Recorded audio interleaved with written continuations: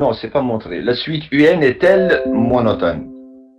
Alors, j'avais expliqué aussi la fois passée que si f est croissante, j'ai dit que si f est une fonction croissante, alors là, on déduit que la suite UN, elle est forcément monotone.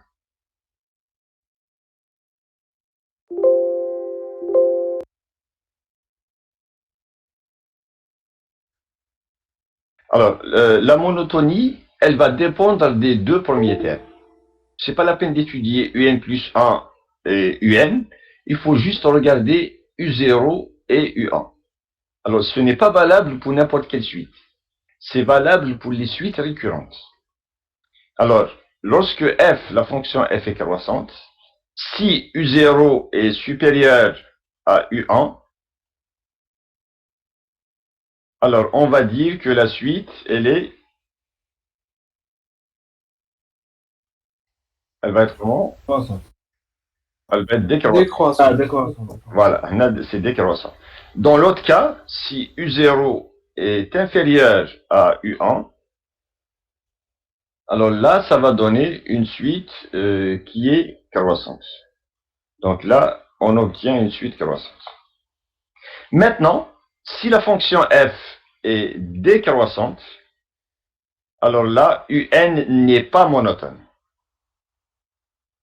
Donc on va conclure que la suite UN n'est pas monotone. Alors je vais écrire non, la réponse est non. Alors, donc, pour répondre à la deuxième question, il faut étudier la monotonie de la fonction. Ça veut dire, est-ce qu'elle est croissante ou bien décroissante? Et quand il s'agit d'une fonction, le meilleur moyen de savoir si elle est croissante ou bien décroissante, c'est de calculer sa dérivée. Alors donc, je vais rejoindre les corrigés. Je ne sais plus où est-ce que j'ai mis les corrigés de cet exercice. Alors donc,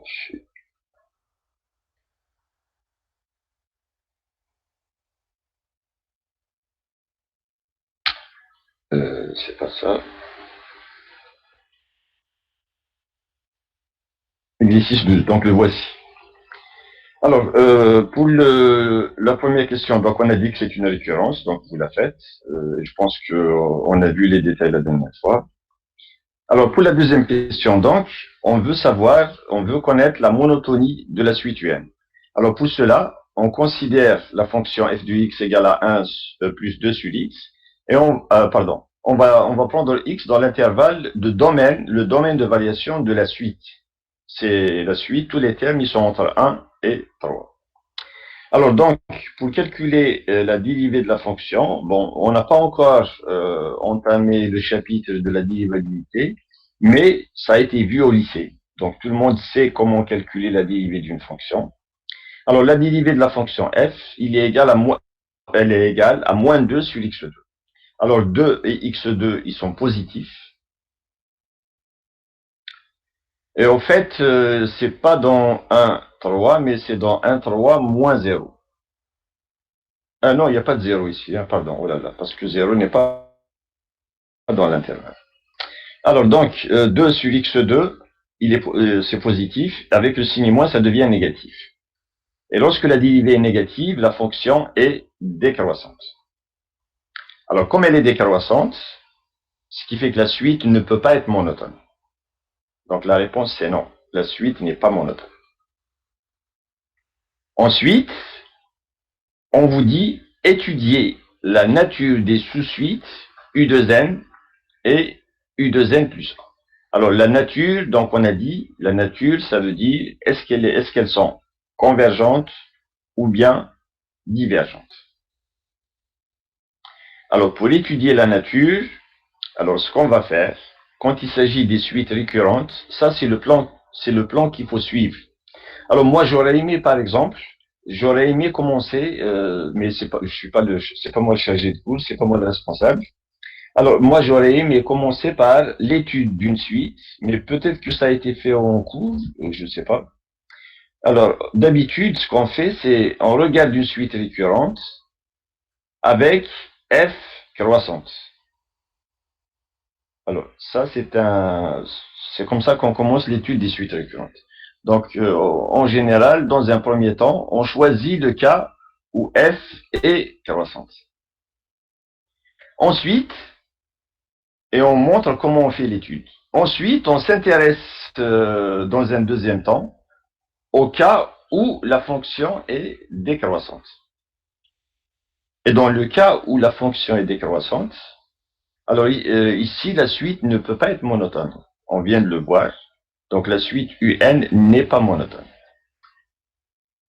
Alors, donc je vais l'écrire UN non monotone.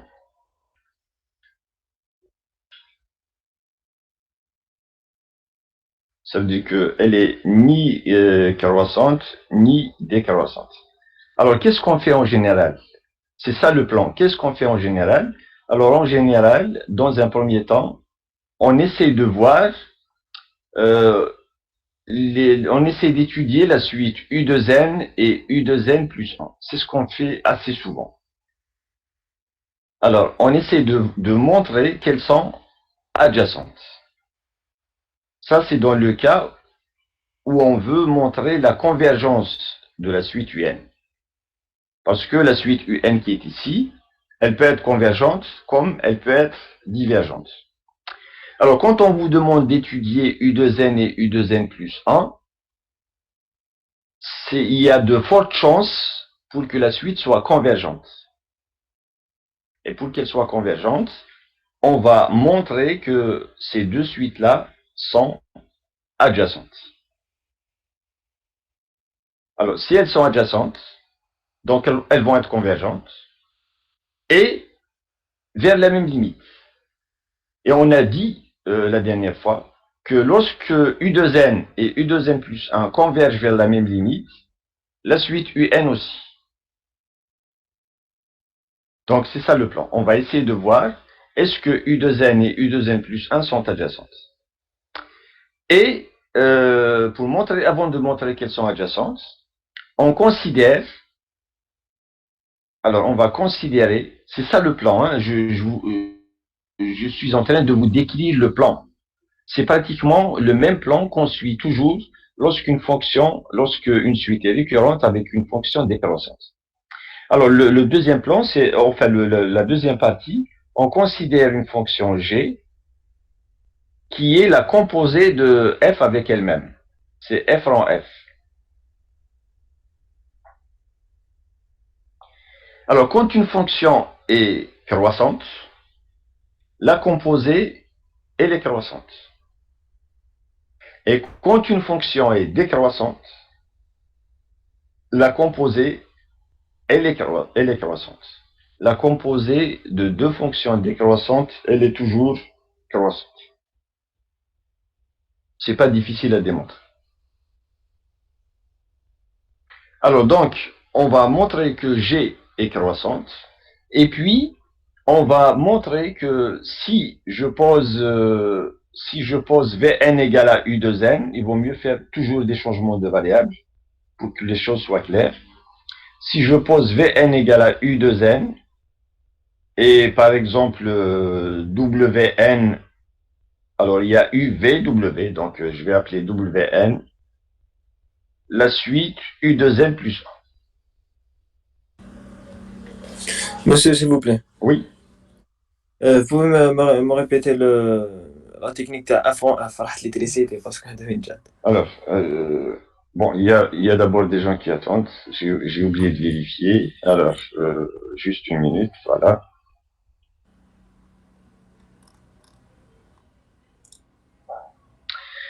Bon, alors, je répète pour tout le monde. Donc, s'il vous plaît, essayez de suivre pour ne pas perdre du temps à chaque fois dans les règles. فرحت l'électricité. Il n'y a pas de souci. Donc, j'ai dit, je vais rappeler. Le plan d'étude d'une suite récurrente. Voilà une suite récurrente. Elle est définie par UN plus 1, c'est F de UN. Alors, il y a deux possibilités. Ou bien la fonction f qui est ici, elle est décroissante, ou bien la fonction f est décroissante.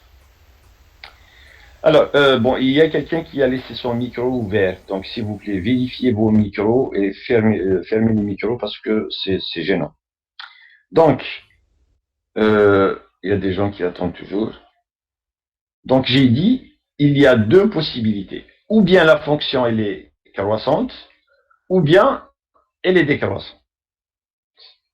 Pour le cas où la fonction est croissante, je préfère qu'on fasse l'étude d'un exemple.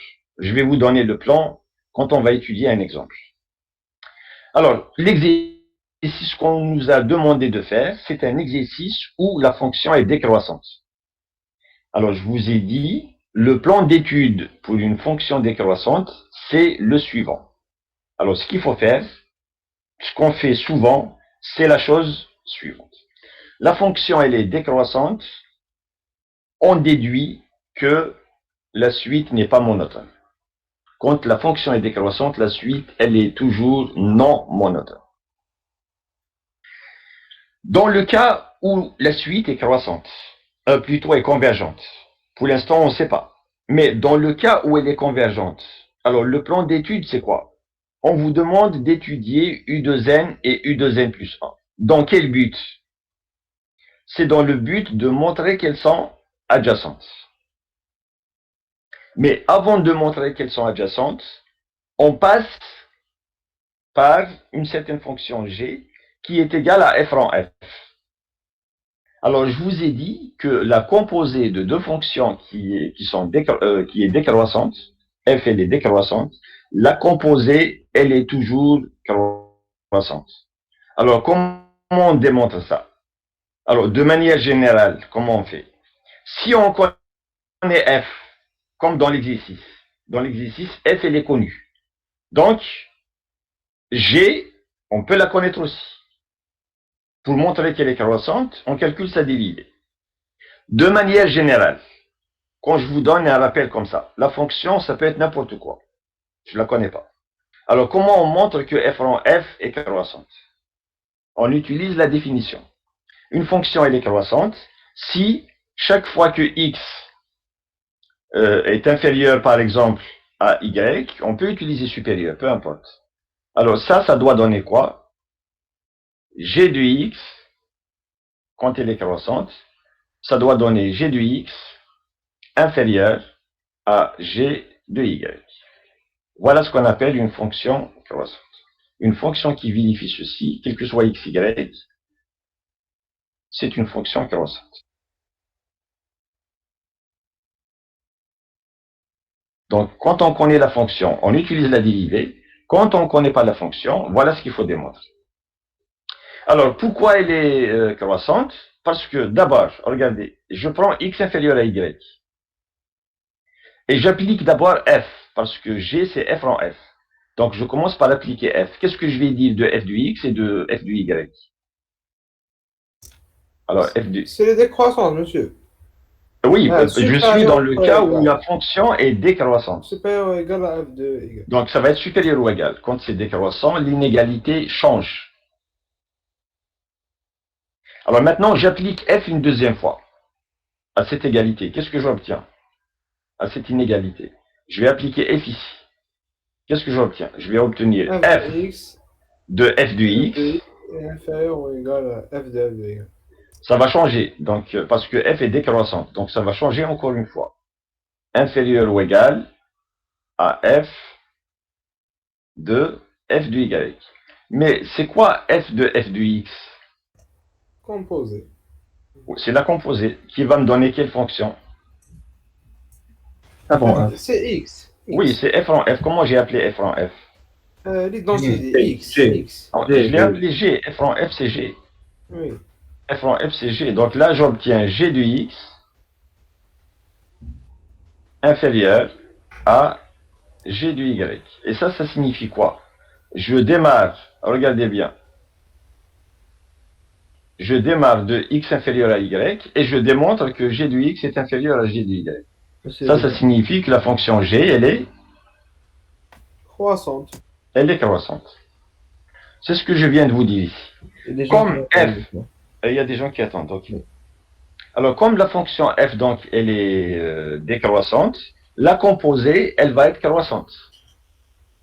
Alors maintenant, si je fais un changement de variable, la suite u de n, je l'appelle vn.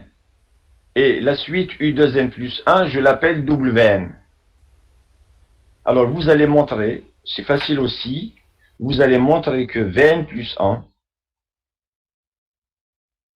elle va être égale à G de Vn.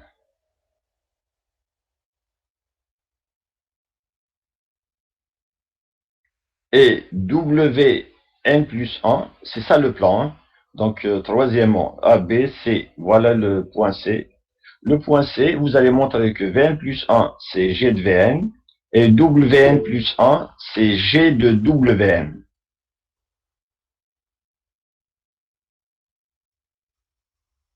Alors, qu'est-ce que ça signifie? Alors, qu'est-ce que ça signifie? Qu'est-ce qu'on va conclure? On va conclure que la suite Vn et la suite Wn, ce sont des suites récurrentes parce que elles sont définies par Vn plus 1 égale G de Vn. Et Wn plus 1, c'est une fonction de Wn. Donc, les suites Vn et Wn, ces suites-là sont récurrentes. C'est des suites récurrentes. Avec G qui est comment? Avec la fonction qui est comment? Croissante. Qui est croissante. Et ça, c'est très important.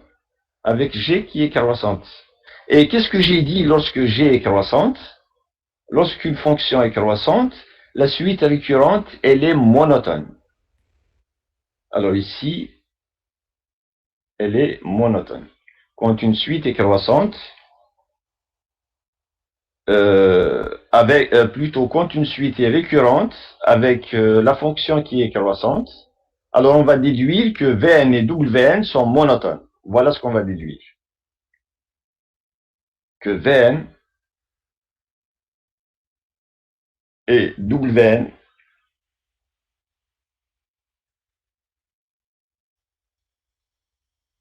elles sont monotones. Et comment savoir si elles sont croissantes ou décroissantes? On fait pour la suite V1, monsieur. On va comparer d'abord V0 avec V2. V1. C'est pas la peine d'étudier Vn plus 1 et Vn. Juste les deux premiers termes suffisent. Oui. On compare V0 avec V1 et on compare W0 avec W1. W1. Donc vous allez comparer ceci et vous allez comparer ceci. Et vous allez déduire la monotonie. Alors si on veut montrer donc qu'elles sont adjacentes, ça veut dire que dans un cas, vous allez avoir une suite croissante et dans l'autre, vous allez avoir une suite décroissante. Monsieur, Et à ce moment-là, oui. désolé monsieur, Oui. c'est pas la peine de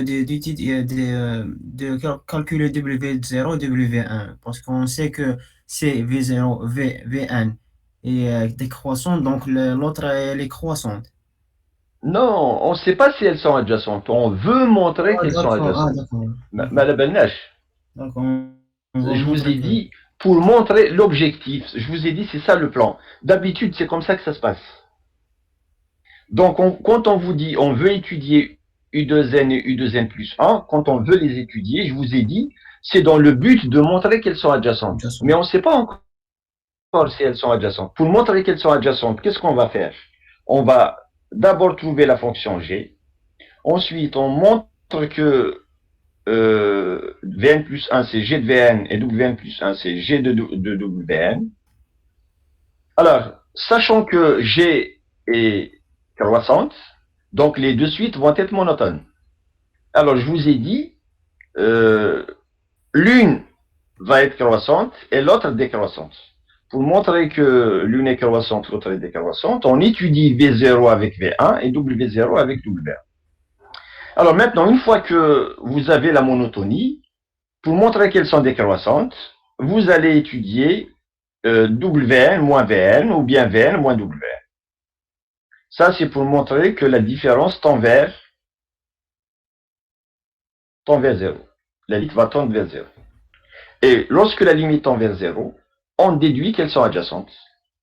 Alors maintenant, une fois qu'on a montré qu'elles sont adjacentes, alors les deux suites vont converger vers la même limite. Et on a dit la dernière fois que lorsque les suites d'indices pairs et les suites d'indices, les sous-suites d'indices impairs convergent vers la même limite, alors forcément, la suite UN, la suite Converge UN qu'on vers vous a donnée, elle converge aussi la même ligne. vers UN, vers la même limite. Donc voilà comment on montre la convergence d'une suite récurrente avec la fonction qui est décroissance. Alors vous allez voir que dans le corrigé, on va suivre exactement le même plan.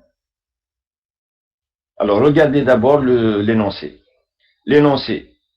La suite UN est-elle monotone? On a dit non, parce que la fonction est décroissante. Alors maintenant, on vous dit étudier la nature des suites U2N et U2N plus 1. Quand on vous dit étudier la nature, ben, c'est dans le but de montrer, il faut avoir ça en tête. C'est dans presque toujours. Quand on vous dit étudier U2N et U2N plus 1, c'est dans le but de montrer qu'elles sont adjacentes. Une fois qu'elles sont adjacentes, on vous dit la suite est-elle convergente? Mais bien sûr, puisque U2N et U2N plus 1 convergent vers la même limite, la suite UN aussi. Ensuite, déterminer la limite. Alors la limite, la dernière fois, je vous ai dit que quand on a affaire à une suite récurrente, comment trouver la limite?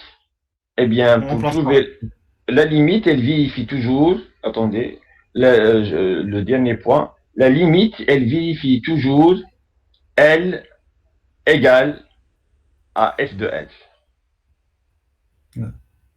Mais à condition que f soit continue. Parce que on en a parlé la semaine passée, il faut que la fonction soit continue. Donc il y a une condition, il faut que f soit continue, mais en général, on vous donne toujours des fonctions continues. En première année, il n'y a pas de piège, toutes les fonctions qu'on vous donne sont continues. Donc la limite, elle vérifie L égale à f de f. Et c'est avec, en faisant ça, en faisant la résolution de cette équation qu'on trouve f. Bon, allez, maintenant, une fois qu'on a rappelé tout ceci, on va passer au corrigé parce qu'on a perdu beaucoup de temps. Bon, alors, pour montrer, pour étudier U2N et U2N plus 1, pour étudier la nature, la première chose à faire, d'après le plan, la première chose à faire, c'est de calculer f rang f. Puisque f est décroissante, f rang f est croissante. Donc, je vais d'abord calculer f rang f. Alors, troisièmement, donc pour étudier U2N et U2N plus 1, je vais poser G égale à f rang f. Puisque f est connu, donc je vais trouver c'est quoi G. Alors G de x, c'est f de x. Alors je vais commencer par la parenthèse. Donc le premier f je le laisse. F de x, je le remplace par 1 plus 2 sur x. Je réduis au même dénominateur. Donc ça me donne x plus 2 sur x. Et je calcule f de x plus 2 sur x. Alors f de x plus 2 sur x, je peux le laisser comme ça. C'est 1 plus, et on inverse. Alors f de x, c'est 1 plus 2 sur x. Alors ici, c'est 1 plus 2 sur toute cette quantité. Ben, quand vous faites le calcul, ça vous donne 1 plus 2x sur x plus 2. Alors vous pouvez laisser des choses comme ça, ou bien vous pouvez réduire au même dénominateur. C'est à vous de choisir, faites ce que vous voulez. Alors maintenant, la fonction g, elle est croissante. Pourquoi la fonction g est croissante? Je vous ai dit, il y a deux façons de le faire.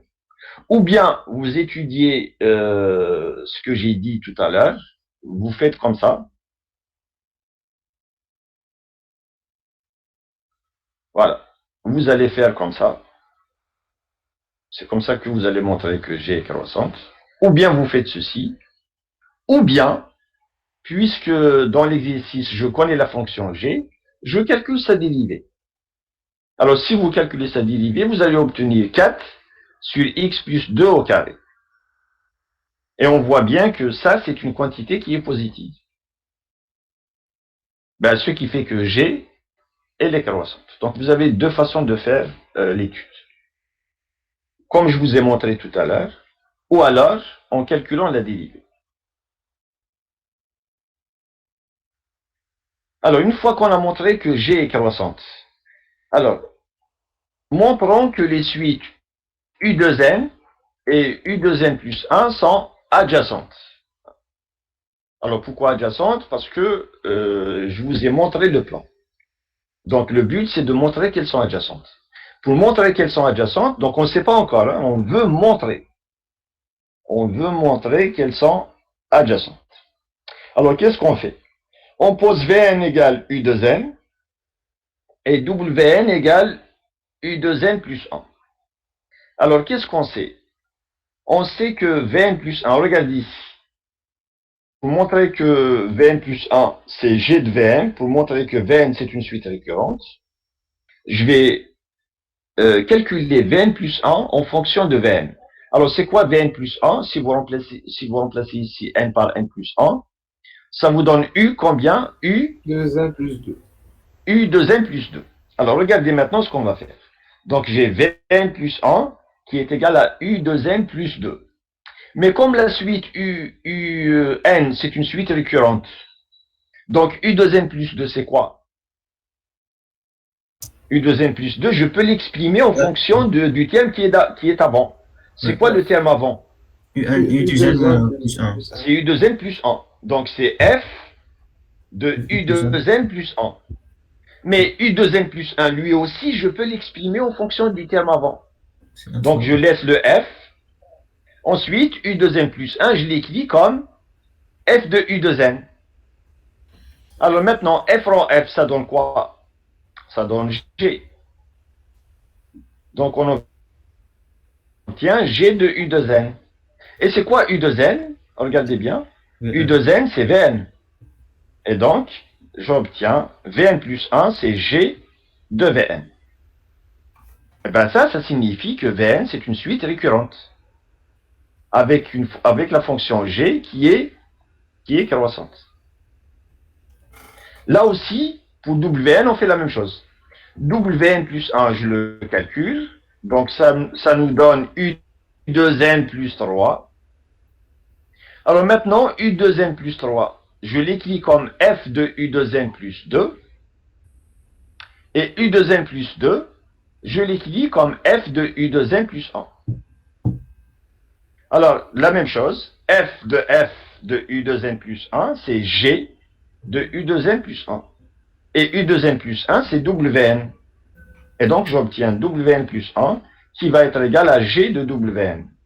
Bon, apparemment, il y a quelqu'un qui attend.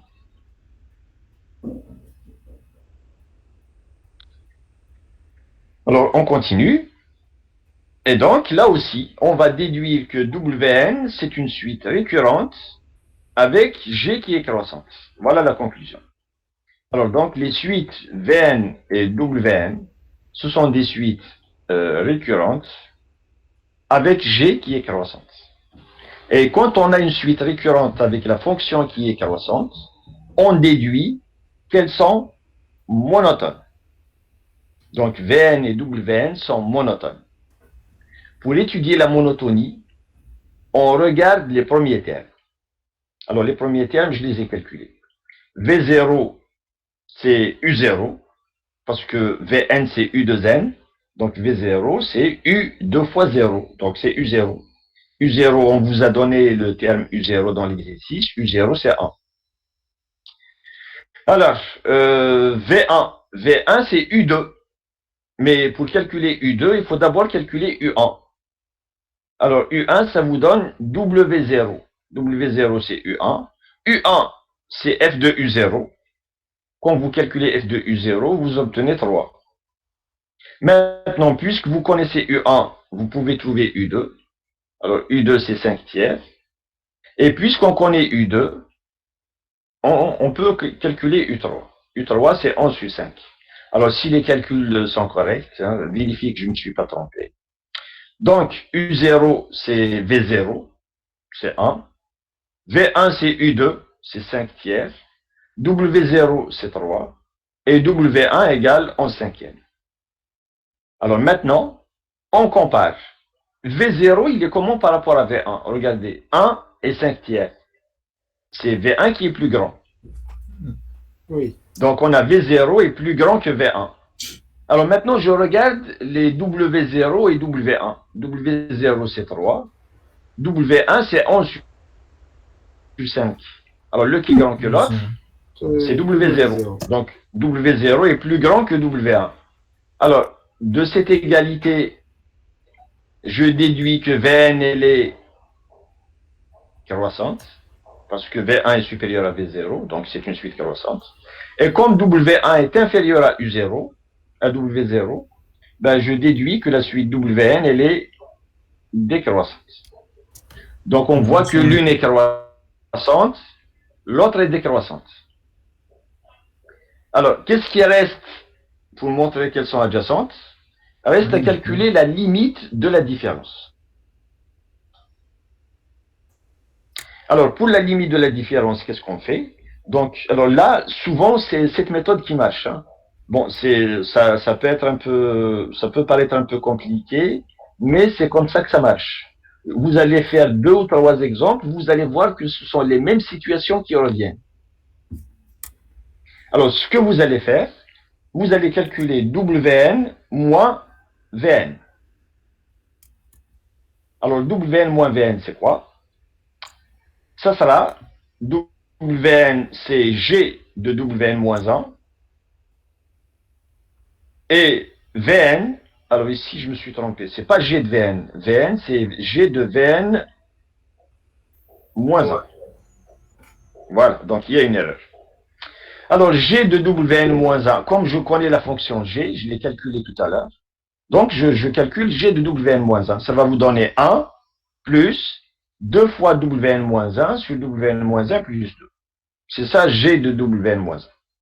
Moins G de Vn moins 1. G de Vn moins 1, c'est 1 plus 2 fois Vn moins 1 sur Vn moins 1 plus 2. Mais comme vous avez un signe moins ici, ce qui fait que vous allez avoir moins 1 moins. Alors, le 1 avec le 1, il s'en va. Alors, ce que vous obtenez, c'est 2 fois Wn-1 sur Wn-1 plus 2, moins 2 fois Vn-1 sur Vn-1 plus 2. Alors, vous réduisez au même dénominateur. Alors, j'ai réduit au même dénominateur. Voilà ce que vous obtenez. Et vous allez voir qu'il y a beaucoup de quantités qui vont se simplifier. Par exemple, vous allez avoir ça qui se simplifie avec ça.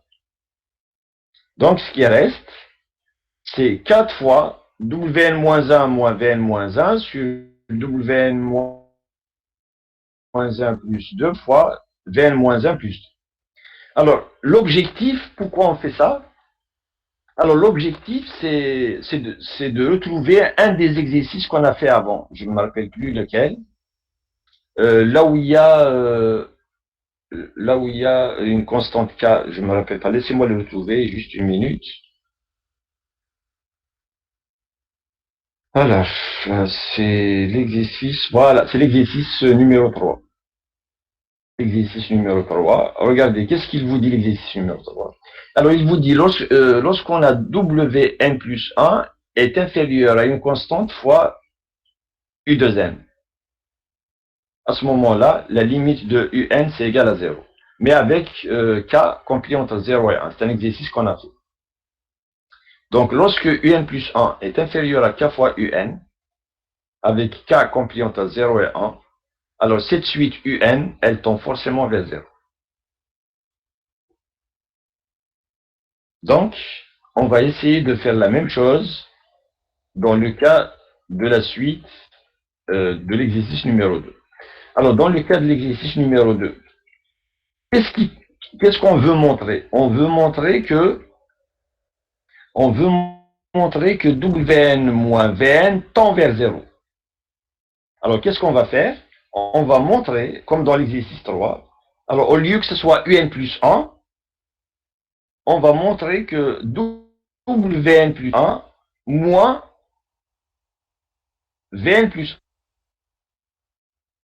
On va montrer que ça, c'est ça qui va jouer le rôle de Un de l'exercice. Dans l'exercice, on vous dit Un plus 1. Dans l'exercice, voilà ce qu'on vous dit. Alors, si Un plus 1, en valeur absolue, est inférieur à K fois Un, alors la suite Un tend vers 0. Alors, ce qui va jouer le rôle de Un ici, c'est Wn plus 1 moins Vn. C'est ça qui va jouer le rôle de Un plus 1. C'est ça qui va jouer son rôle. Alors, on va montrer que ça, en valeur absolue, c'est inférieur ou égal à K fois Un. Alors, ce qui va jouer le rôle de Un, donc, c'est Wn, pardon, c'est Wn moins Vn. Mais ça, c'est la même chose. C'est la même chose que de prendre, par exemple, au lieu de Vn plus 1, je prends Wn, pardon. C'est la même chose que de dire, je prends Wn moins Vn, et je montre, c'est exactement la même chose, hein, en valeur absolue, et je montre que c'est inférieur ou égal à K fois le terme d'avant. Le terme d'avant, c'est Wn moins 1 moins Vn moins 1. Ça, ce qui est ici ou ce qui est ici, c'est exactement la même chose. L'essentiel, c'est que vous avez un terme,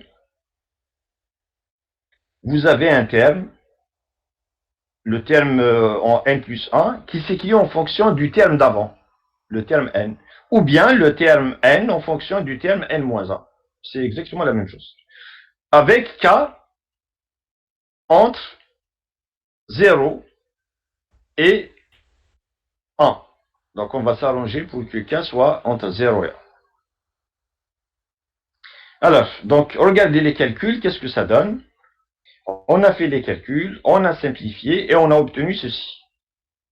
Alors, ça, c'est 4 fois Wn moins 1 moins Vn moins 1 sur, etc.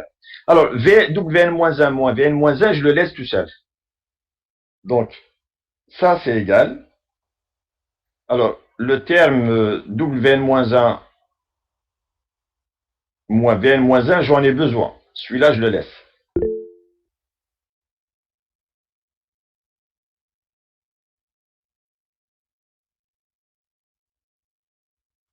Alors, qu'est-ce qui reste? Il reste 4 sur le dénominateur. Le dénominateur, je l'appelle D. Allez, le dénominateur. Alors, maintenant, je vais essayer de majorer ceci. Celui-là, je le laisse. Celui-là, je vais essayer de le majorer par quelque chose. Je vais le rendre inférieur ou égal à quelque chose. Et c'est là qu'intervient la première question. La première question, qu'est-ce qu'elle vous dit? Elle vous dit que tous les UN, ils sont entre 1 et 3. Alors, je vais utiliser ceci pour majorer la quantité 4 sur Wn-1 plus 2 avec Vn-1 plus 2. Alors, voilà ce qu'on obtient. On obtient 4 sur 9 fois Wn-1 moins Vn-1. Alors, d'où vient le 4 sur 9? On va faire les calculs ensemble. Alors, rappelez-vous du dénominateur. Le dénominateur, c'est Wn-1 plus 2, Vn-1 plus 2. Allez, on va le faire ensemble. Alors, Wn-1 plus 2, donc je veux majorer 4 sur Wn-1 plus 2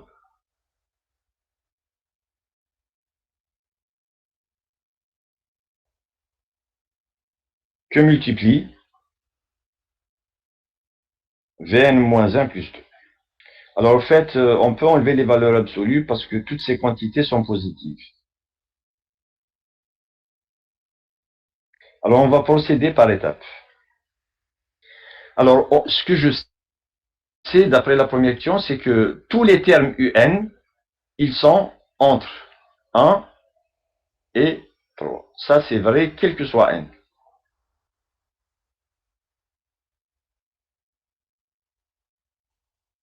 Donc, qu'est-ce que je vais dire de Wn-1?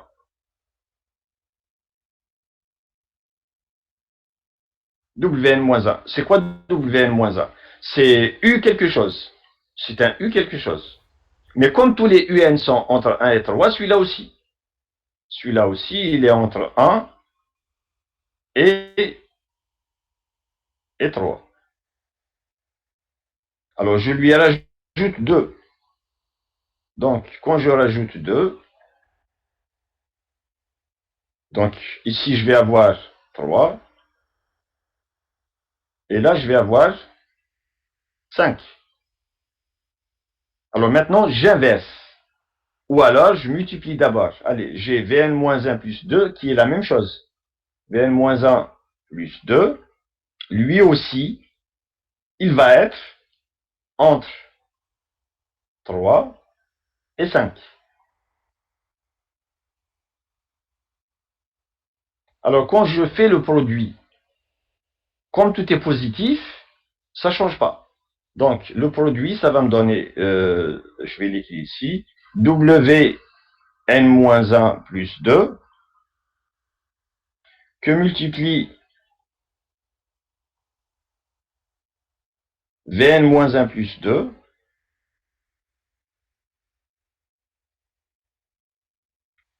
alors il va être compilé entre quoi et quoi? 9 et 25.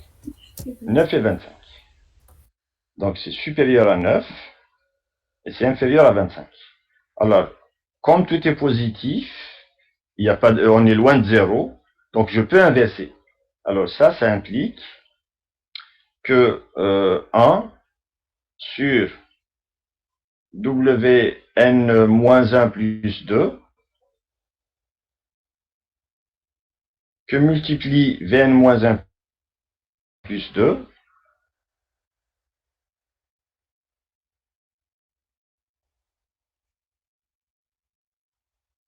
donc j'inverse, ben, ça va être compilé entre quoi et quoi? Alors qu'est-ce que j'écris à gauche? Qu'est-ce que j'écris ici? 1 sur 25. 1 sur 25. Et de l'autre côté, c'est 1 sur 1 sur 9. Alors c'est presque fini. Qu'est-ce qui reste? Il reste à multiplier maintenant par 4. Alors quand je multiplie par 4, donc je vais avoir au milieu 4 sur ceci, c'est supérieur ou égal à 4 sur 25 et c'est inférieur ou égal à 4 sur 9. Moi, je cherche une majoration. Donc c'est ça qui m'intéresse.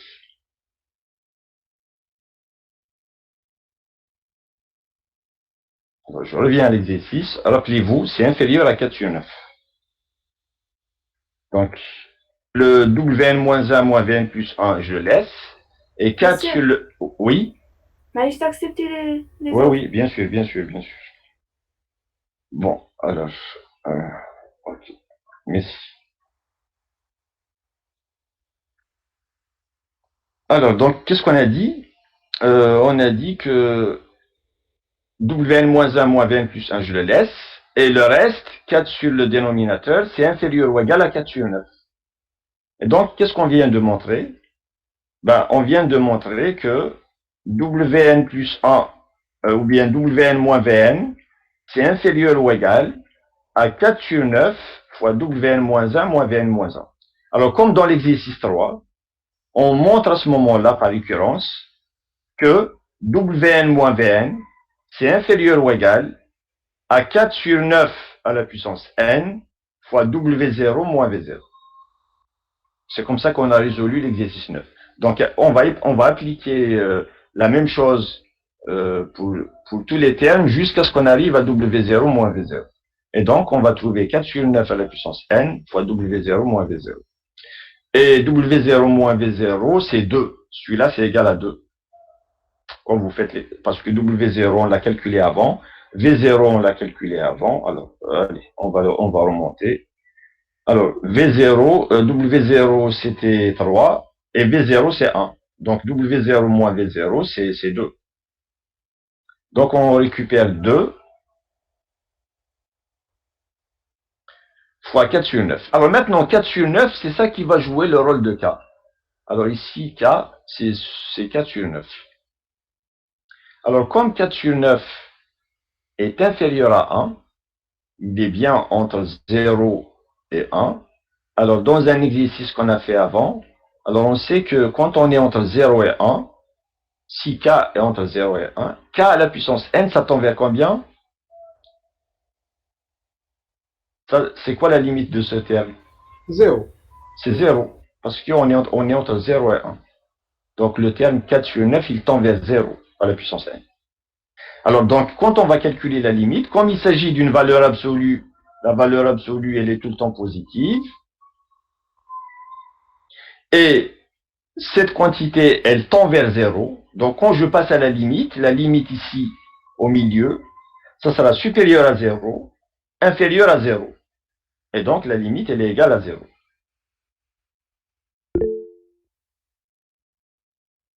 Alors, qu'est-ce qu'on vient de montrer? On vient de montrer que Wn est décroissante, Vn est croissante, et que la limite de la différence, elle est nulle.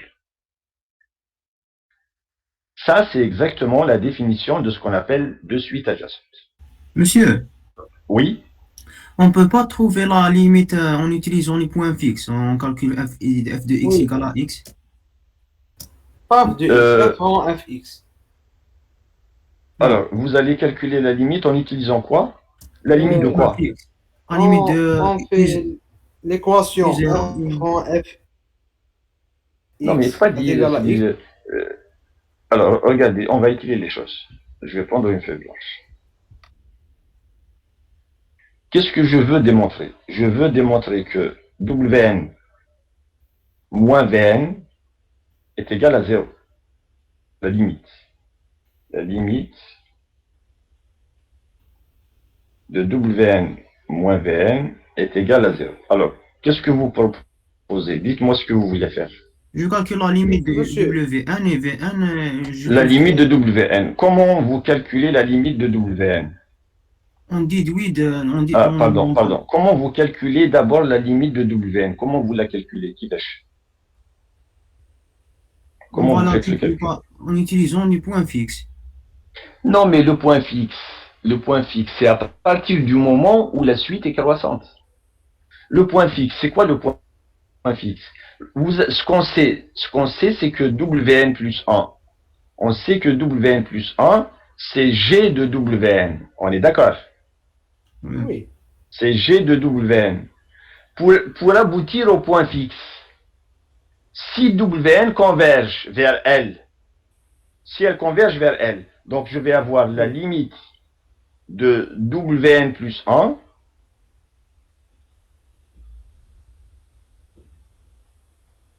c'est égal à la limite de G de Wn. Suivez bien. D'accord.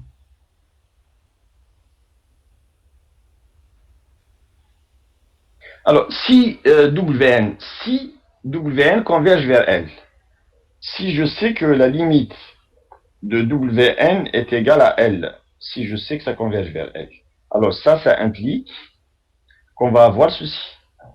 Et là, j'obtiens la limite de Wn plus 1, c'est L, égale la limite de G de Wn, ça va être G, Limite de w. la limite de Wn qui est égale à G de L.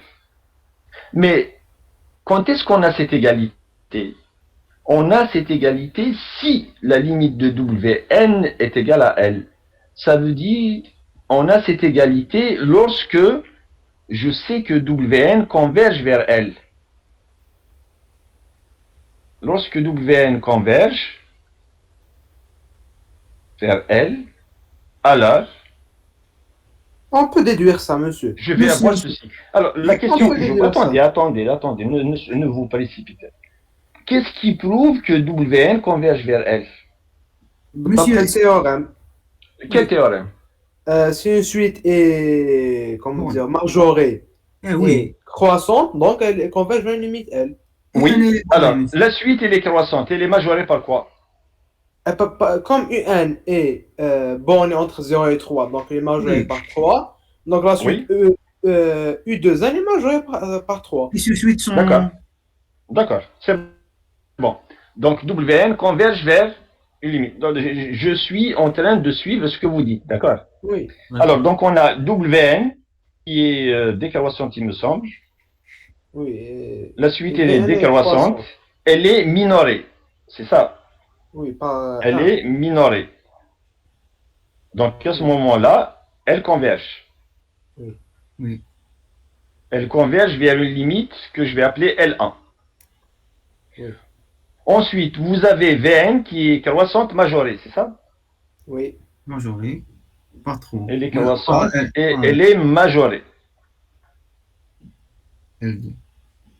Donc, elle converge aussi vers, 3. elle converge plutôt vers vers une limite. L, est-ce que c'est forcément L1? On verra après. On verra après. Elle va converger vers L2. L2. Oui. Alors, comment trouver L1 et L2? On va les trouver à partir de là. Oui. On est d'accord? Oui. À partir Bon, de là, on on va- va trouver L1 et L2. Maintenant, si vous montrez que L1 est égal à L2, Oui, donc la suite. si ça UN, converge vers la même limite, donc c'est bon. Oui. Oui, c'est ça. À ce moment-là, c'est gagné, il n'y a aucun souci. Je suis d'accord avec vous. Moi, j'ai fait Mais l'exercice. si vous trouvez que il y a pas de raison pour que les deux limites soient égales, là, le problème se pose. Est-ce qu'on est Bien d'accord? sûr. Voilà. Oui. Bon, alors la résolution, qu'est-ce que ça donne? Je n'ai pas fait les calculs, Moi, parce que je vous ai dit, je vous ai donné la démarche qui marche tout le temps. Moins 1, c'est. La démarche qui marche tout le temps, c'est le plan que je vous avais donné avant. Maintenant, selon les exemples, effectivement, on peut se débrouiller autrement. Bon, alors, L moi, j'ai égale fait l'exercice, GL. monsieur. Oui, d'accord. L J'ai égale fait- j'ai GL. trouvé- C'est quoi les solides à GL? Moins 1 et 2. Moins et 1 comme- et et- 3. non, moins Ah, 1 et voilà, 2. classe. D'accord. Et 2, et 2. L égale à GL, ça vous donne L égale à moins 1, Et. pardon, L1, L2. L égale à moins 1 ou la L égale. A2. Ah, d'accord, classe. À ce moment-là, c'est bon. Oui, c'est ça. Ça ne peut pas être égal à moins 1. Oui, parce qu'il appartient pas de Et là- 1 et 3. Donc, c'est forcément 2. Oui. Maintenant, si vous avez trouvé, par exemple, L, c'est ça la question que je vous pose. Si, par exemple, vous avez trouvé L égale à 2 ou L égale à 2,5, par exemple, Oui. qu'est-ce que vous allez faire?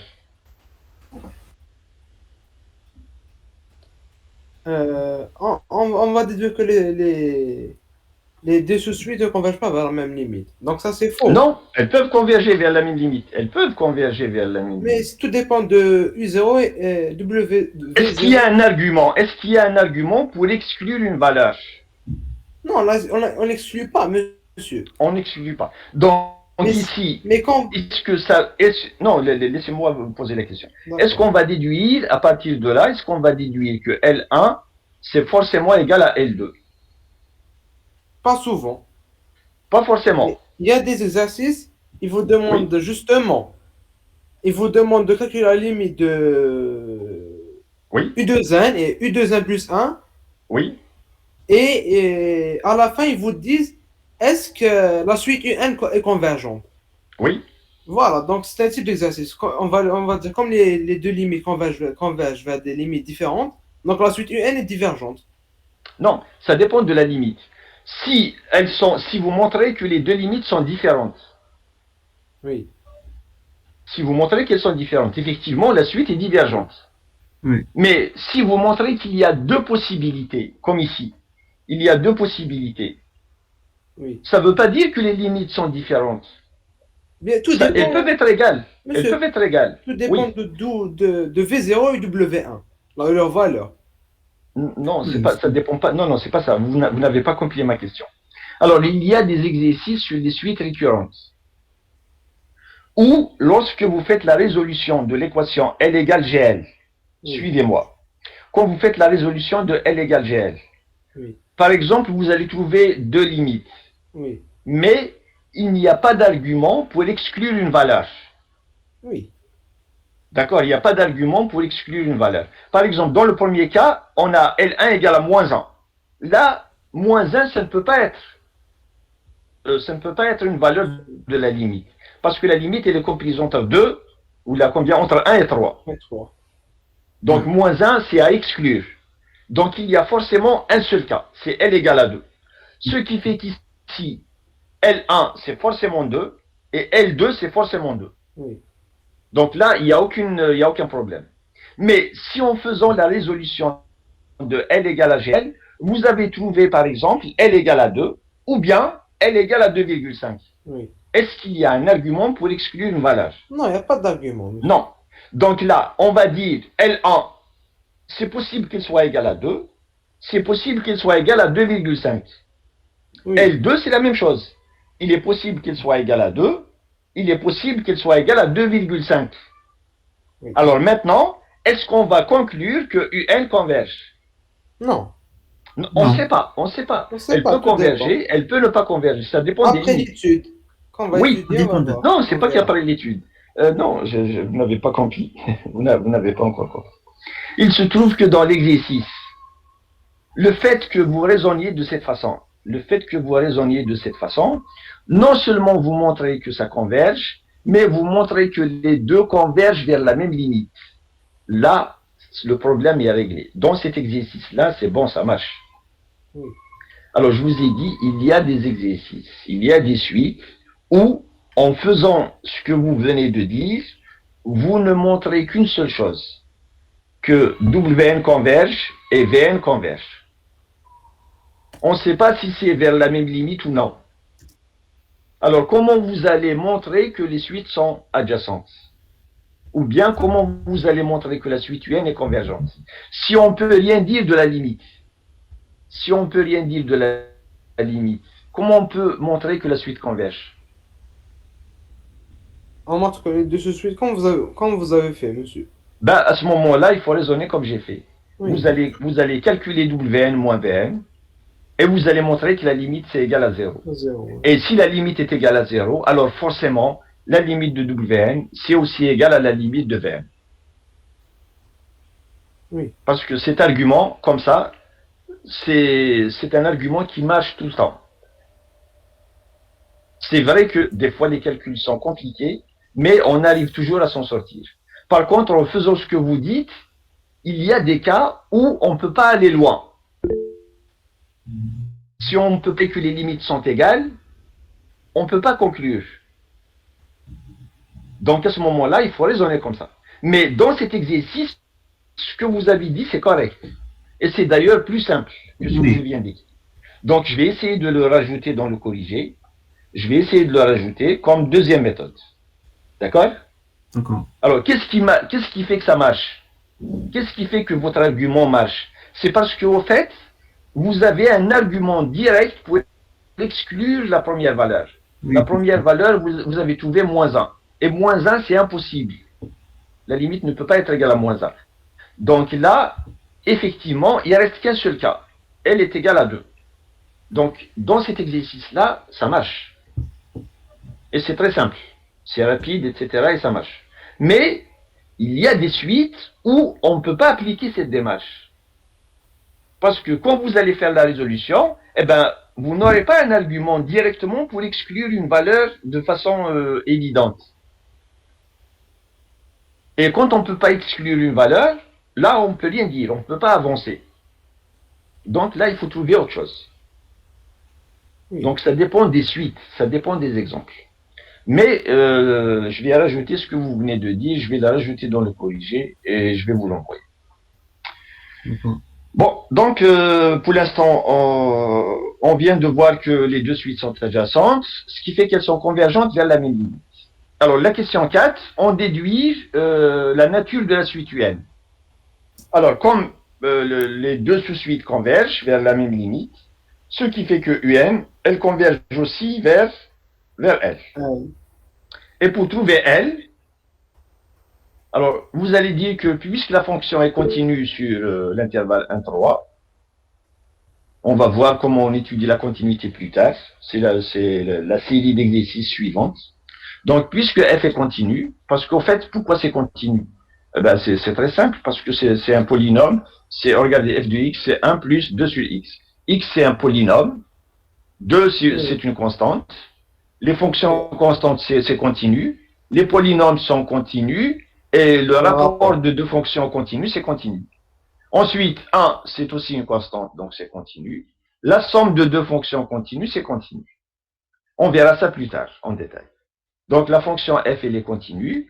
Ce qui fait que la limite, elle vérifie L égale f de L. En faisant la résolution, donc L égale à f de L, vous réduisez au même dénominateur, etc. Vous obtenez un polynôme, L2 moins L moins 2 égale 0. Vous faites la résolution, delta, vous cherchez les racines, et vous allez avoir L égale à moins 1 ou L égale à 2, comme vous venez de le dire. Alors, comme d'après la première question, comme UN elle est comprise entre 1 et 3, en passant à la limite, si je passe à la limite de UN c'est L, la limite de 1 c'est 1, la limite de 3 c'est 3. Donc elle est forcément située entre 1 et 3. Donc elle ne peut pas être égale, à moins 1. Et si on exclut la valeur L égale à moins 1, ben, il ne reste qu'un seul cas, c'est L égale à 2.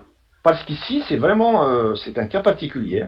Si j'avais trouvé, par exemple, au lieu de moins 1, si j'avais trouvé 1 et 2, là, je ne peux pas exclure une limite. Je ne peux pas, parce que c'est possible d'avoir 1, c'est une limite qui est possible. Et c'est possible d'avoir 2. Donc là, il faut trouver un argument comment procéder autrement.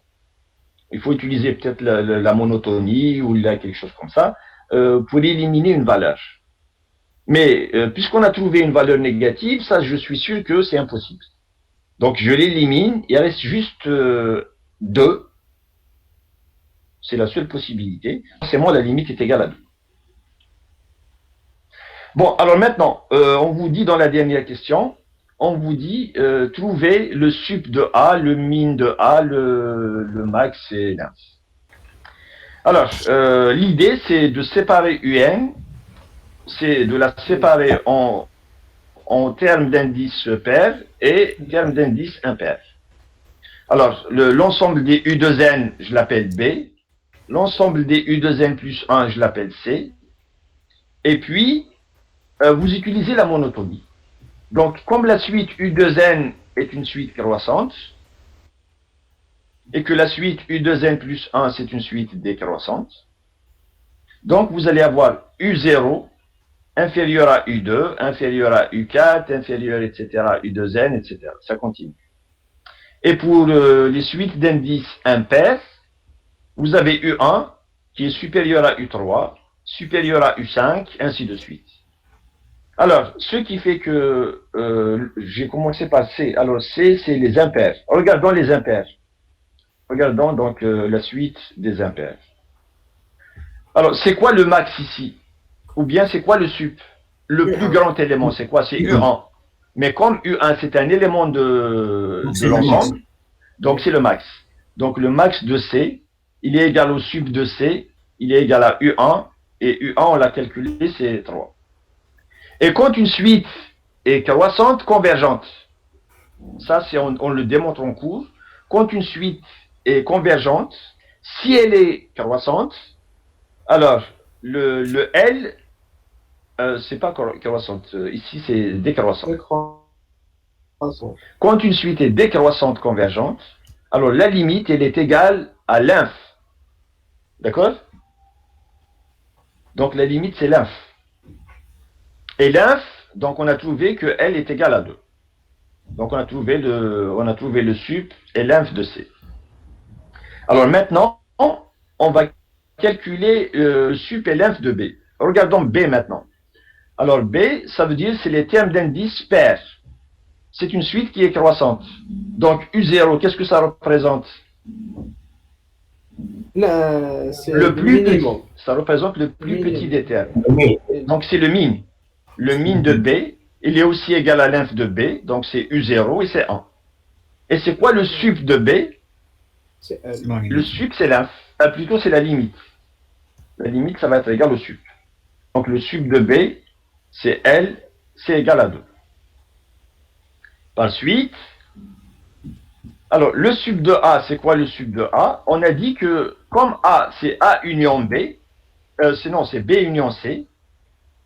Hein, donc A, c'est B union C. C'est quoi le sup de A? C'est le sup de B union C. C'est le max des deux sups. Alors, excusez-moi juste une minute, s'il vous plaît. Juste une minute et je reviens. Juste 30 secondes.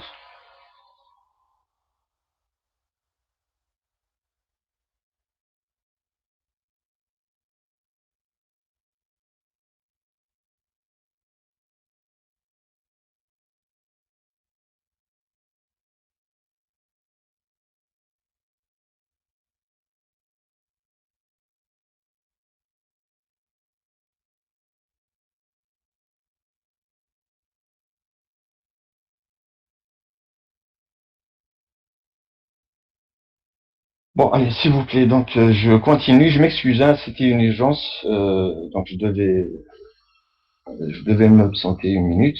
Alors j'ai dit que A c'est B union C, donc on a dit que le sup de la réunion, c'est le max des deux sups. Donc c'est le max, les deux sups c'est 2 et 3. Et on voit que le max c'est égal à 3.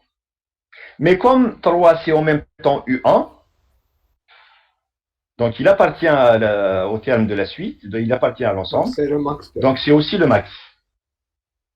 Et l'inf de la réunion, c'est le min des deux infs. Les deux infs c'est 1 et 2. Et le min c'est 1. Mais 1 aussi c'est égal à U0. Ben, ce qui fait que 1 U0, donc c'est en même temps l'inf et c'est en même temps le min. Donc c'est ce qu'on vous a demandé dans l'exercice. Bon, s'il y a des questions, vous les posez. Alors, s'il n'y a pas de questions, alors comme la semaine passée, je vais vous suggérer une chose. Si je sais que vous êtes fatigué, c'est la 3e séance. Donc, si vous avez, si vous pouvez m'accorder un peu de temps, on va parler de suite de Cauchy. On va faire au moins un exemple. Si vous êtes fatigué, que vous voulez qu'on arrête, on arrête. Donc déjà, est-ce qu'il y a des questions concernant cet exercice? Si vous avez des questions, vous les posez. Ensuite, si vous vous sentez un petit peu en forme, si vous avez, si vous êtes volontaire, on va faire au moins un exemple sur les suites de Cauchy. Donc réfléchissez juste un moment. Ben, si vous êtes fatigué, je vais m'arrêter, il n'y a aucun souci. C'est à vous de voir. Parce qu'on m'a demandé de faire l'exercice 13 aussi. Ça concerne les suites de Cauchy. Alors si vous voulez qu'on prenne quelques minutes, je vais traiter au moins un exemple. C'est rapide, il suffit juste de connaître la définition. Si on connaît la définition, le reste c'est des calculs. Bon, vous hésitez un petit peu. Alors, ce que je vais décider à votre place donc, je vais prendre quelques minutes, je vais prendre un quart d'heure ou 20 minutes. Alors, je vais vous expliquer qu'est-ce que c'est qu'une suite de Cauchy. On va faire un exemple d'une suite de Cauchy, peut-être un exemple d'une suite qui n'est pas de Cauchy. Hein. Et puis, on aura fait l'essentiel. Il va vous rester les exemples qu'on n'a pas traités. Ce sont des exercices qui sont faisables. Alors, vous pouvez les faire. Vous m'envoyez vos documents et je les corrige comme d'habitude. Maintenant, si il y a des questions qui vous dérangent, s'il y a des questions que vous n'arrivez pas à faire, vous me le dites et je vous envoie le corrige. Bon, alors, donc rapidement, alors l'exercice 13, on vous dit, montrer par le critère de Cauchy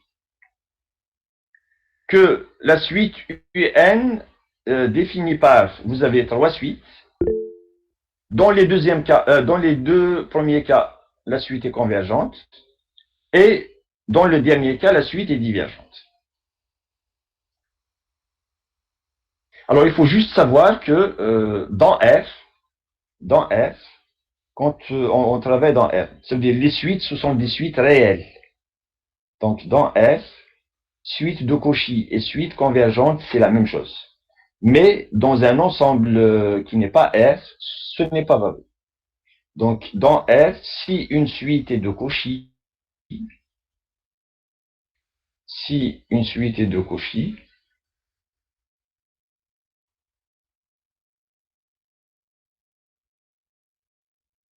alors ça équivaut à dire que UN converge.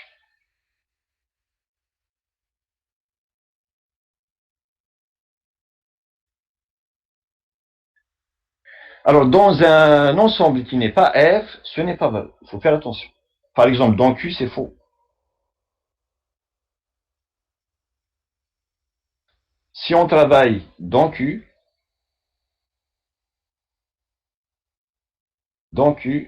c'est faux. Cette équivalence, c'est faux. Il y a juste une implication qui est vraie. Alors, dans Q, ce qui est vrai, c'est dans ce sens. Toute suite qui est convergente est de Cauchy. Mais une suite de Cauchy n'est pas forcément convergente. Par contre, dans R, c'est ça qui vous intéresse. Dans R, eh ben, on a équivalence. Et là, vous avez un autre critère de convergence. Donc, pour montrer qu'une suite est convergente, ben, si vous arrivez à montrer qu'elle est de Cauchy, donc ça suffit. Elle converge. Donc, le critère de Cauchy, c'est un critère de convergence quand on travaille dans R. Alors, donc, dans la série, ce qu'on m'a demandé, c'est de faire uniquement le troisième exemple. Mais en fait, on peut faire les deux. Hein. On peut faire les deux exemples. Alors, le plus simple, peut-être, c'est l'exemple 2. Alors, on va faire l'exemple 2, mais je vais vous envoyer le corrigé pour tous les exemples. Alors, l'exemple 2, c'est une suite qui est définie par sinus 1 sur 3, plus sinus 2 sur 3 au carré, etc., plus sinus n sur 3 à la puissance n. On vous demande de montrer qu'elle est de Cauchy. Alors, pour montrer qu'elle est de Cauchy, alors, il faut d'abord connaître la définition. C'est quoi une suite de Cauchy? Alors, où est-ce que j'ai écrit la définition?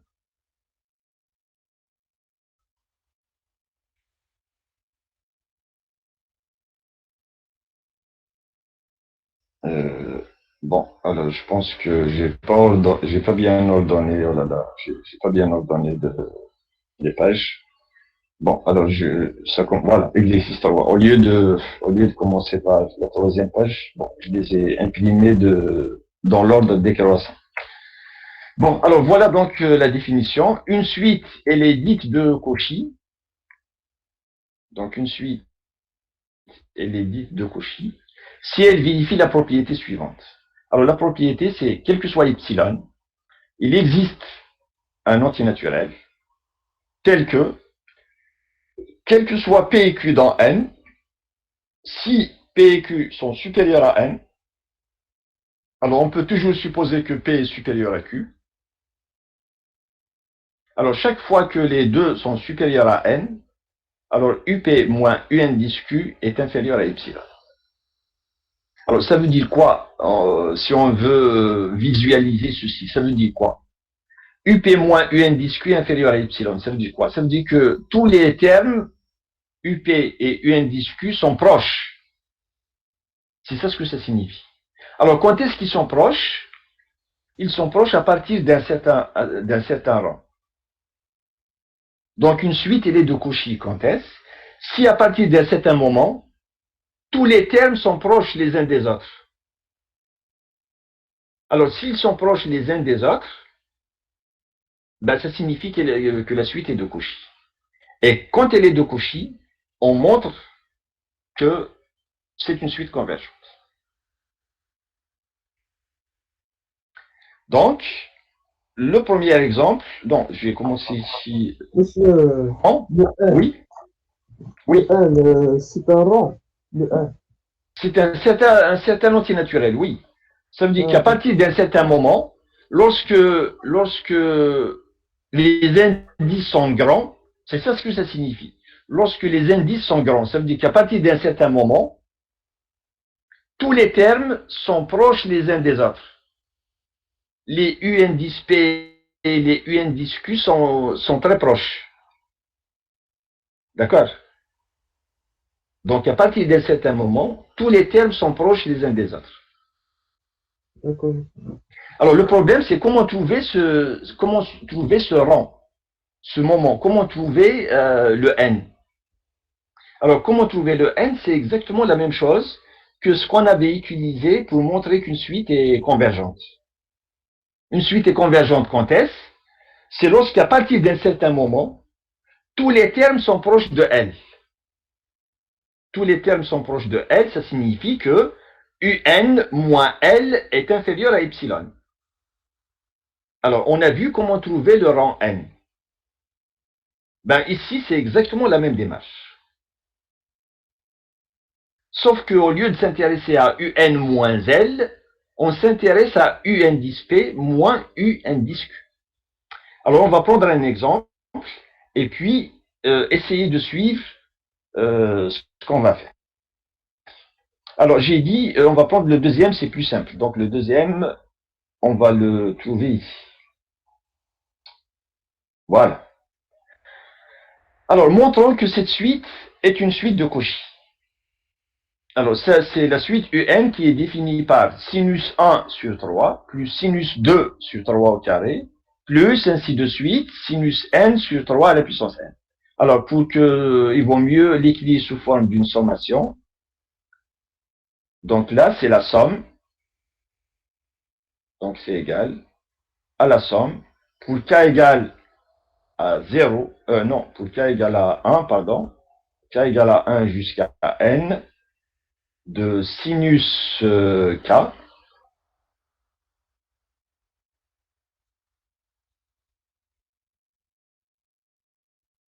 sur k à la puissance, non, sur 3 à la puissance k, oui, je me suis trompé, sur 3 à la puissance k. Donc voilà la suite UN. Alors pour montrer qu'elle est de Cauchy, donc on doit prendre un epsilon. La définition, il faut l'avoir à côté. Donc soit epsilon positif. Alors il existe un grand N. Bon, on ne sait pas s'il existe justement, c'est ça le problème. Donc montrons qu'il existe un antinaturel à partir duquel tous les termes sont proches, les uns des autres. Les termes sont proches les uns des autres, ça veut dire que quel que soit P et Q dans N, si P et Q sont tous les deux plus grands que N, mais comme ils sont tous les deux plus grands que N, on sait qu'on peut toujours les comparer. P, il peut être plus grand que Q, ou bien c'est Q qui est plus grand que P. Mais dans les deux cas, on peut toujours, le plus petit, je l'appelle P, le plus grand, je l'appelle Q.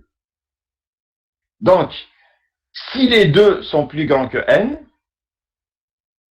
alors, U indice P moins U indice Q est inférieur à epsilon. Donc, je cherche quand est-ce qu'on associe. À partir de quel moment? C'est quoi le moment à partir duquel on associe? Donc, tout le problème, c'est la recherche de ce N. Comment trouver ce N? Alors, qu'est-ce qu'on va faire? C'est comme la limite d'une suite. Donc, je vais prendre un epsilon. Maintenant, le epsilon, je le connais. Et je vais calculer UP moins UQ. Donc, je vais d'abord prendre P et Q quelconque, soit P et Q dans N. Je vais supposer que P est supérieur à Q. Ça, on peut toujours le faire. Et je vais calculer U indice P moins U indice Q. Alors, quand je fais le calcul, bon, j'ai écrit directement à quoi c'est égal. J'espère que c'est clair pour tout le monde. Donc, si c'est pas clair, je vais faire le calcul, on va faire les calculs ensemble. Alors, on a supposé que P est supérieur à Q. Hein. Alors, UP moins UQ, c'est quoi? Alors, UP, ça va être sinus 1. Donc, c'est sinus 1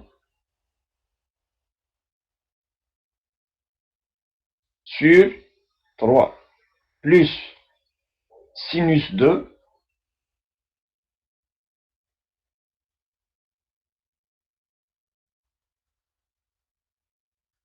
sur 3 au carré. Alors, donc j'ai supposé que P est supérieur à Q. Alors, avant d'arriver à P, à un certain moment, je vais passer par Q.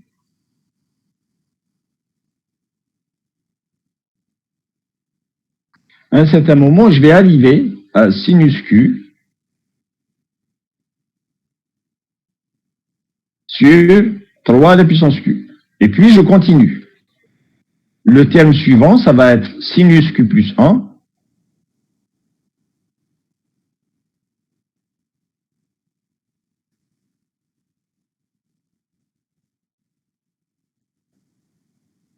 sur 3 à la puissance Q plus 1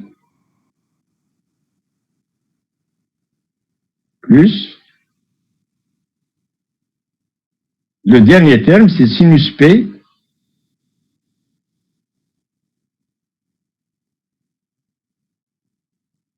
c'est sinus P sur 3 à la puissance P. Alors maintenant, sinus UP, je vais lui enlever U indice Q. Donc en fait, il faut calculer U indice P moins U indice Q. Alors, donc, j'enlève U indice Q. Alors, c'est quoi U indice Q? C'est sinus 1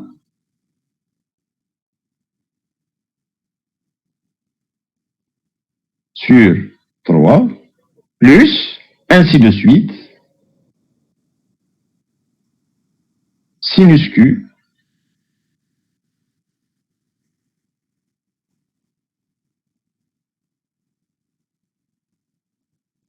sur 3 à la puissance Q.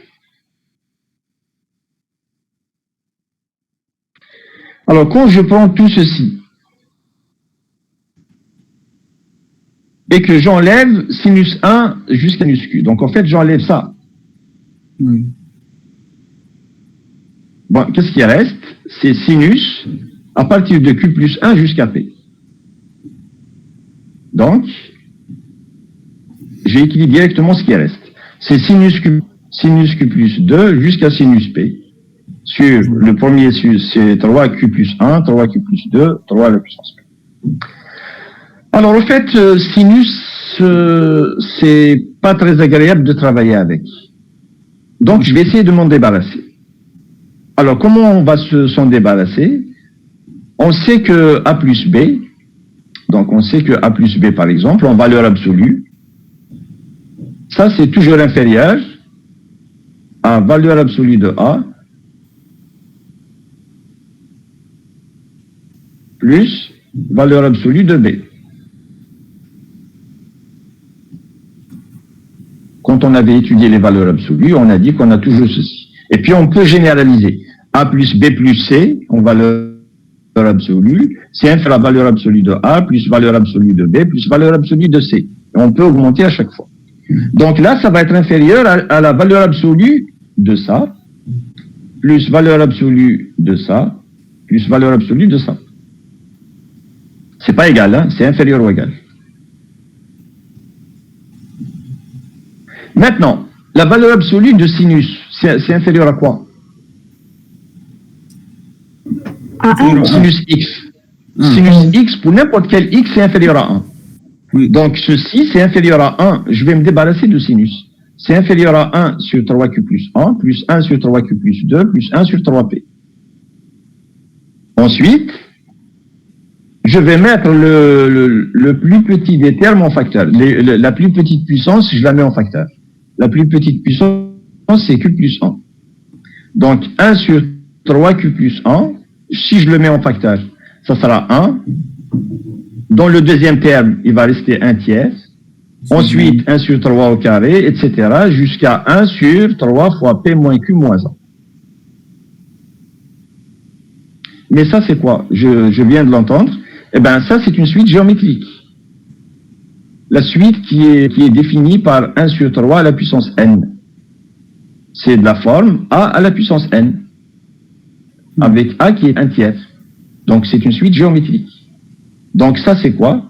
C'est la somme de la suite géométrique de termes général Vn égale à 1 sur 3 à la puissance n.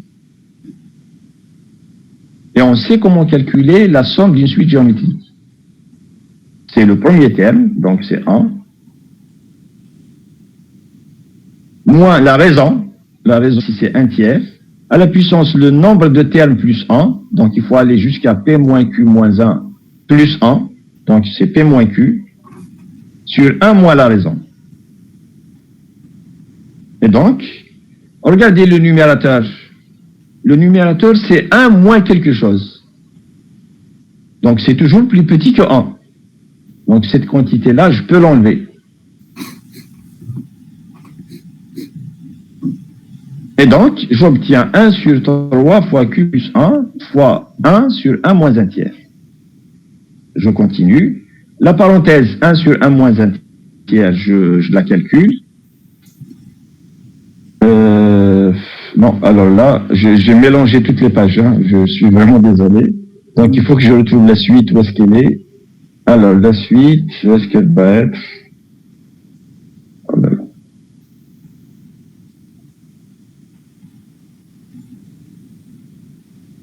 Voilà. Elle est là.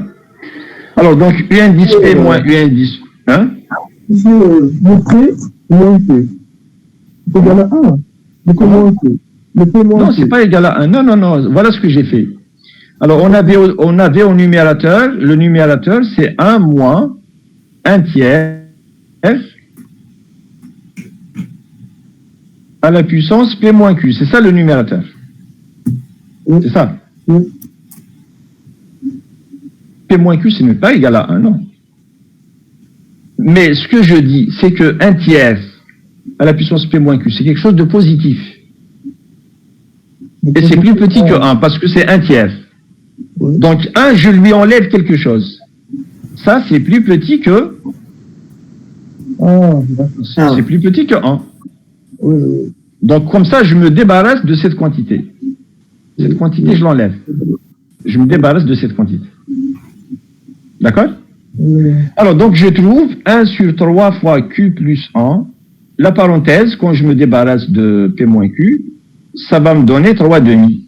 Alors, le 3 avec le 3Q plus 1, je vais simplifier. Donc, c'est 1 sur 3 Q. Normalement, fois 1 demi. Mais même 1 demi, il est inférieur à 1. On est d'accord? 1 demi, il est inférieur à 1. Donc, même le 1 demi, je peux me débarrasser du 2. C'est inférieur à 1 sur 3 à la puissance Q. Alors, maintenant, la question qui se pose, c'est quand est-ce que 1 sur P moins 1 sur Q, quand est-ce que c'est inférieur à epsilon?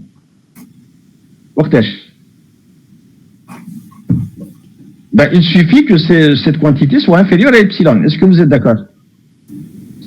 Si cette quantité est inférieure à epsilon, est-ce que la valeur absolue va être aussi inférieure à epsilon? Oui.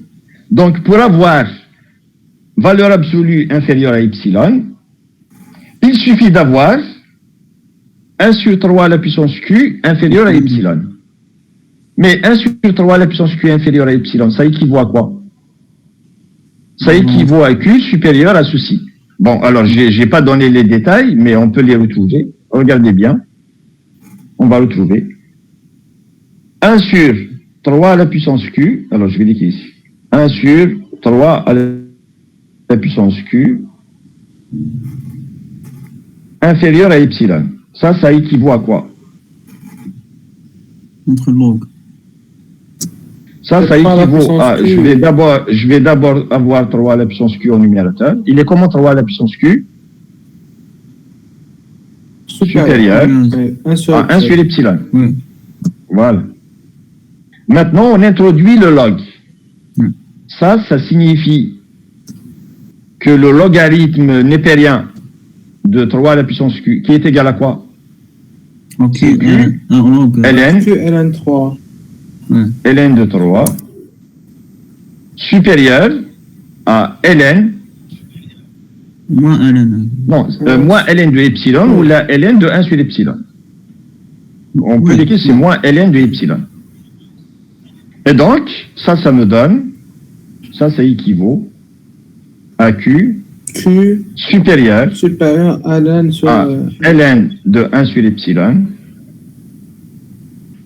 Alors, l'inégalité n'a pas changé parce qu'on a divisé par quelque chose qui est plus grand que 0. Hein.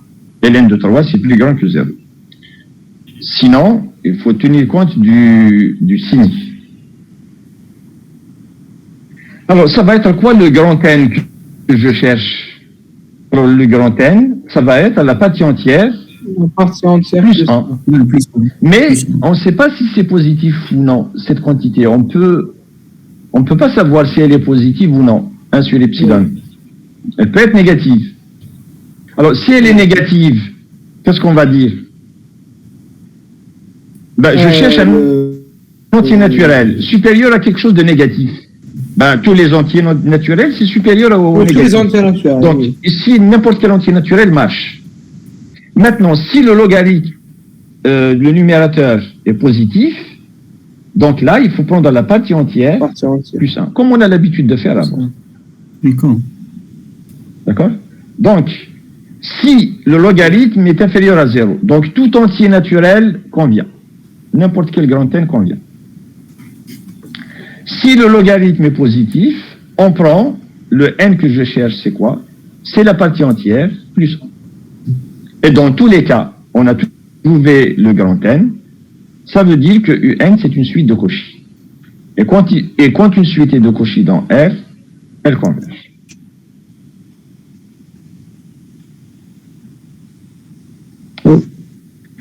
Bon, alors, si oui. هذه tout entier n appartient à n étoile convient. هذه ما فهمتش واش معناتها. Alors, voilà ce qu'on demande. Je cherche quand est-ce que UN 10 P moins UN 10 Q est inférieur à epsilon. Je veux savoir quand est-ce que j'ai ceci. Quand est-ce que ça c'est inférieur à epsilon. C'est ça ma question. Alors moi, qu'est-ce que j'ai montré? J'ai montré que UN 10 P moins UN 10 Q, j'ai montré qu'il est toujours inférieur, ça c'est toujours inférieur à 1 sur 3 à la puissance Q. Donc, si 1 sur 3 à la puissance Q est inférieur à epsilon, si cette quantité-là est inférieure à epsilon, alors UN 10 P moins UN 10 Q est inférieur à epsilon. Est-ce que vous êtes d'accord? Oui. Oui. Oui. Maintenant, ça équivaut à quoi, Hadi? Elle est équivalente à quoi? Elle est équivalente à Q supérieur à log de, je sais plus, log de 1 sur epsilon. On a montré que c'est équivalent. Si Q est 1 sur epsilon sur log de 3. Donc si Q est supérieur à 1 sur log de 1 sur epsilon sur log de 3, si on a ceci, alors UN 10P est inférieur, UN 10P moins UN 10Q est inférieur à epsilon. Là aussi, est-ce que vous êtes d'accord? Oui, je suis d'accord. Vous êtes d'accord. Maintenant, supposons que log de 1 sur epsilon, et donc toute cette quantité va devenir négative. Vous êtes d'accord aussi? Oui. 1 sur epsilon, ça dépend du epsilon. Epsilon peut être égal à 2 par exemple. Si epsilon est égal à 2, 1 sur epsilon c'est 0,5. Donc le logarithme de 0,5 c'est négatif. Alors si c'est, par exemple, cette quantité c'est moins 2 par exemple. Donc qu'est-ce qu'on va avoir?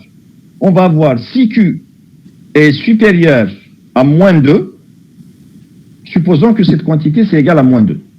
Donc on obtient Q supérieur à moins 2 implique que U indice P moins U indice Q est inférieur à epsilon. Vous êtes d'accord? Oui. Mais Q c'est un antinaturel. Q c'est un antinaturel. Moi, qu'est-ce que je cherche dans le problème de Cauchy? C'est quoi? On veut montrer que Q supérieur à un certain entier implique, en fait, si Q est supérieur à un certain entier, donc comme P est supérieur à Q, donc P aussi est supérieur à cet entier. Donc en fait, c'est ça qui m'intéresse. Donc si Q est supérieur à N, alors U indice P moins U indice Q est inférieur à epsilon. Voilà ce que je cherche en réalité, c'est ça. Je cherche à prouver ceci. La question c'est à partir de quel n? À partir de quel n? Qu'est-ce que je viens de montrer? Je viens de montrer que si Q est supérieur à moins 2, à partir de moins 2, tout ceci est inférieur à epsilon. Donc, qu'est-ce que je peux prendre pour n? N, c'est un antinaturel. Je veux trouver un antinaturel tel que si Q est supérieur ou égal à n, si Q est supérieur ou égal à n, alors je vais avoir ceci. qu'est-ce que je peux prendre pour n? 0. Alors, je peux prendre n égale à 0. Vous êtes d'accord? Si n est égal à 0, est-ce que c'est vrai que si q est supérieur à 1, on va avoir ceci? Oui, parce que du moment que c'est vrai pour q supérieur à moins 2, donc c'est vrai pour q égale 0. Vous êtes d'accord? Est-ce que vous êtes d'accord? Oui, je suis d'accord. Mais maintenant, si je prends n égale à 1, est-ce que ça marche aussi? Oui, Puisque ça marche pour moins 2, est-ce que ça va marcher pour 1? Non, je parle à la demoiselle qui a posé la question. Oui, Est-ce que ça marche pour... Est-ce que ça va marcher pour n égale à 2? Oui. Oui. Est-ce que n'importe quel grand n convient? Ah oui. Vous pouvez prendre n'importe quel grand n, ça marche. Du moment que ça marche à partir de moins 2. Donc ça marche pour n'importe quel entier naturel. Vous êtes d'accord? Ah oui, خلاص فهمت. Voilà. Maintenant, si ça marche uniquement à partir de, au lieu de moins 2, si ça marche à partir, par exemple, de 2,5. Ça marche uniquement à partir de 2,5. Donc, qu'est-ce qu'on va prendre pour n? Ça va marcher à partir de quoi? À partir de quel entier naturel? 3. À partir de 3. Et c'est quoi 3? Ben, c'est la partie entière de 2,5 plus 1. D'accord? Oui, d'accord. Donc, si cette quantité est négative, pardon, je remonte.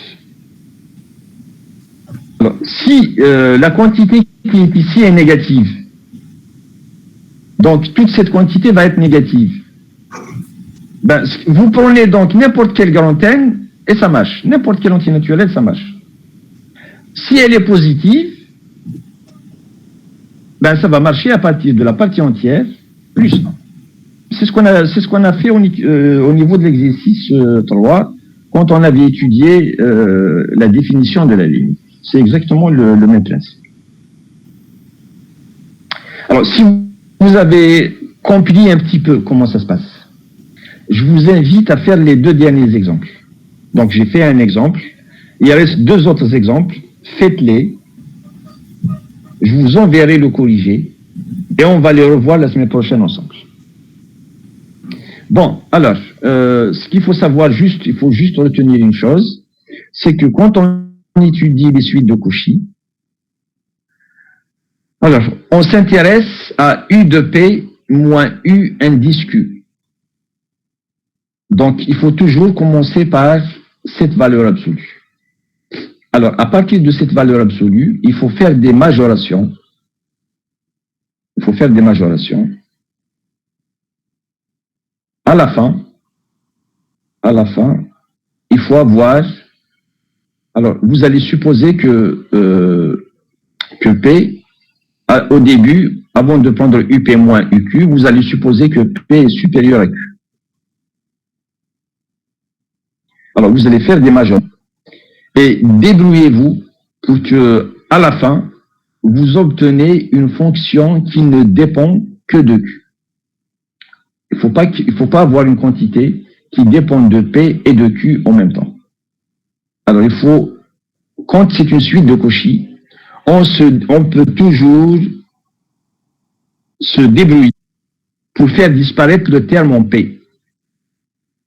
Il faut avoir à la fin uniquement une expression qui ne dépend que de Q. C'est ce qu'on a fait ici. Comment on a procédé dans l'exercice? Alors, comment on a procédé? Regardez bien. Au début, on avait U indice UP moins UQ. Et dans l'expression, donc comme c'est mélangé, donc il faut que je remonte jusqu'en haut.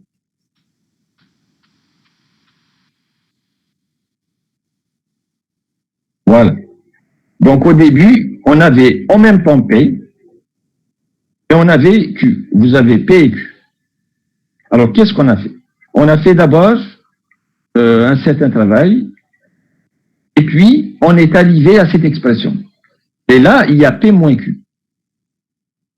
Et on s'est débarrassé de cette expression. Parce que le numérateur, on s'est rendu compte qu'il était plus petit que 1. Donc, dans cette expression maintenant, il n'y a plus de P. Il n'y a que Q qui intervient. Ensuite, même cette expression-là, on l'a simplifiée. Donc, il faut la rendre simple au maximum.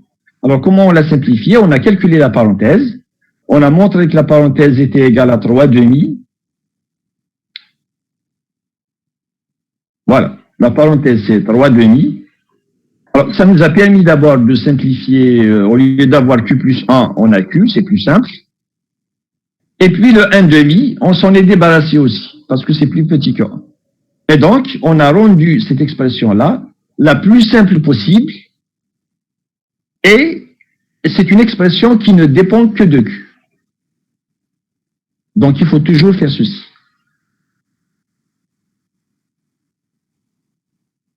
Ensuite, une fois que vous avez fait le travail, vous allez dire que pour que cette valeur absolue soit inférieure à epsilon, il faut que l'expression que vous avez obtenue en bas, il faut qu'elle soit inférieure à epsilon. Donc, il faut que ceci soit inférieur à epsilon. Et pour que ceci soit inférieur à epsilon, il faut isoler l'entier Q. Donc, c'est inférieur à epsilon lorsque Q est supérieur à ça. Alors, si cette quantité est positive, donc il faut prendre la partie entière plus 1. Si elle est négative, ben vous dites n'importe quel n, ça marche. Donc la démarche, c'est celle-là. Alors, donc, ce que je vous demande de faire, c'est refaire le travail tout seul. Pour 2, vous refaites le travail. Ensuite, une fois que vous aurez compris, vous le faites pour 1.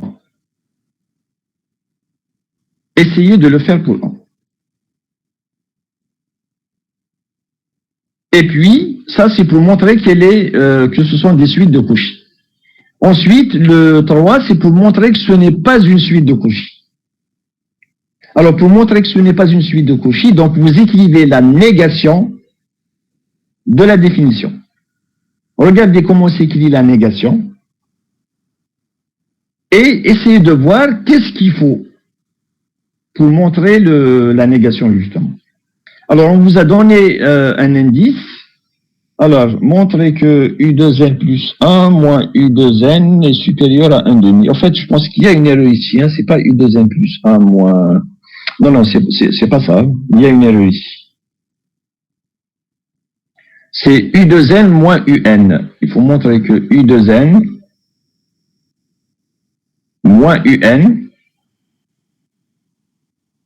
est supérieur à 1 demi.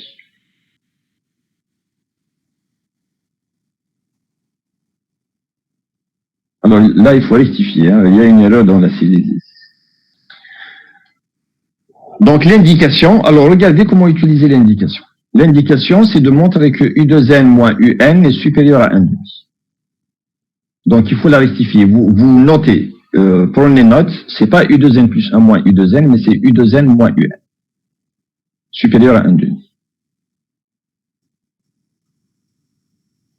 Voilà, donc j'ai pris une demi-heure. Alors je m'arrête là. Et donc on continue la prochaine fois. Donc s'il y a des questions, vous les posez. Monsieur, alors, donc en général... Oui. Désolé. Oh, oui, en général, dans les suites de Cauchy, on commence de UP-Q. UP-UQ, oui. Jusqu'à ce qu'on trouve quelque chose qui est plus petit que quelque chose